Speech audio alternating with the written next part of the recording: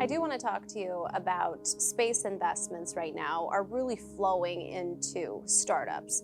From an investment standpoint, talk to me about how the current economic climate we're in could impact the sector. It's been a couple, few difficult years in the capital markets, but things are starting to turn around. I think the Fed's decision to take interest rates down, 50 basis points cuts, certainly impacting the public markets.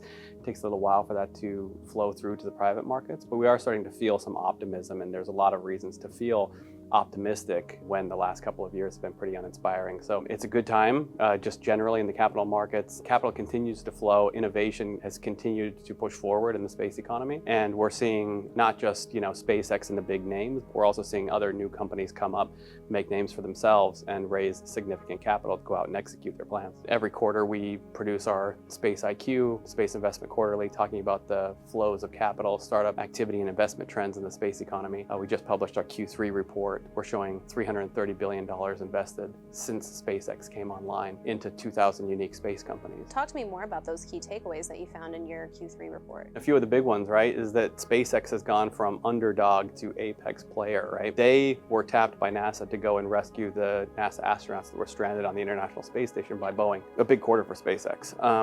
And they haven't had to tap the capital markets since 2022. They've raised a lot of capital, so the investment dollars have been strong in part due to SpaceX and going out and raising capital for what they're building. Now they're fueling their growth with revenue. So there's a big gap in the investment data that other companies are now starting to step up and fill. AI and geospatial intelligence data. So applying AI to data from space. We have way too much data coming in from orbit. We have decades of archived data. It's way too much for humans to get their arms around unless you run it through an AI system. How is that AI being implemented into really processing all of this data in mass quantities? I think a lot of people take space technologies for granted. Positioning and timing that comes from GPS powers the world's largest industries today. The modern global economy runs on GPS. It also runs on satellite communications, increasingly, geospatial data, a lot of which comes from space. You combine all of that information to get some really valuable insights and information about what's happening on the surface of our planet. To do that with the amounts of data that we have there's just too much of it for humans to make sense of. So the National Geospatial Intelligence Agency was leveraging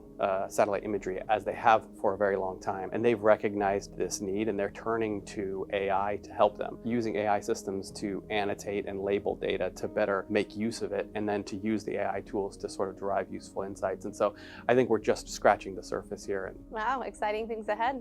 Thank you, Chad, for Thank joining you. us today.